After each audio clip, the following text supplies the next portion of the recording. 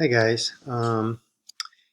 So we're gonna do a problem on the analyze vertical asymptotes of rational functions. Okay, so we're gonna look at the problem that's before you. So we have h of x is x squared plus 14x plus 48 over x squared plus 12x plus 36, and they want us to describe the behavior of the function h around its vertical asymptote at x equals -6. Okay, so as we know, okay, let's kind of break this down a little bit. So I'm going to pick a color here. All right, and we're going to break this thing down a little bit. So we're going to write our restrictions. All right, let's write the restrictions. And then we're going to write our possible zeros. And then finally, our possible vertical asymptotes, right? So before we do anything, let's just kind of take this function and factor it so we can kind of see it better. So we have h of x is equal to, and how would this factor? We have 48, so it looks like it's going to be 8 and 6, right? So we're going to have x plus 8 times x plus 6 over, and on the bottom it looks like we have a perfect square trinomial, so we're going to have x plus 6 squared. That's a 6, by the way.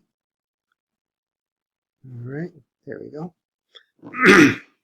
Okay, so we have x plus 8 on the top times x plus 6 all over x plus 6 squared. Now, restrictions, of course, we have x is equal to -6, right? Remember, it's the value of the x that makes the denominator go to 0 for the restrictions. And for the possible zeros, it's the values of x that make the numerator go to 0. So we're going to have x is equal to -8 and x is equal to -6. But again, there's conflict because we have -6 for the restriction as well. So therefore, we know that this can't be a 0. Right? That is not a 0. So we do have a 0 at -8. And now let's look at our possible vertical asymptotes. We have x is equal to -6. That's the only one, right? However, as we learned, if the factors in the numerator cancel out with the factors in the denominator, then that becomes a whole, correct? Well, here we have x plus 6 here canceling out with one of these x plus 6 factors in the bottom, like that. So we still have an x plus 6 left in the denominator, correct? So therefore, at -6, we're still going to have a vertical asymptote, okay? So it's not going to be a whole because one of the x plus 6's factors in the denominator did not cancel out. Only one of them did, the other one did not. So we still have a vertical asymptote at -6. No holes. Okay, so we have no hole. Okay, good. Now, they want to know, excuse me. So they want to know what is the behavior of the function around x equals -6. Well, if we want to know what the behavior around x equals -6 is, then we have to kind of analyze this function and see what's going on, with the values of x around -6. Okay, so let's pick. we have negative 6. So we have a 0 at negative 8. Sorry about that. This, you got to be very careful here where you write. So we have a 0 here. Here's our negative 6. We have a 0 at negative 8. Okay? And then that's it.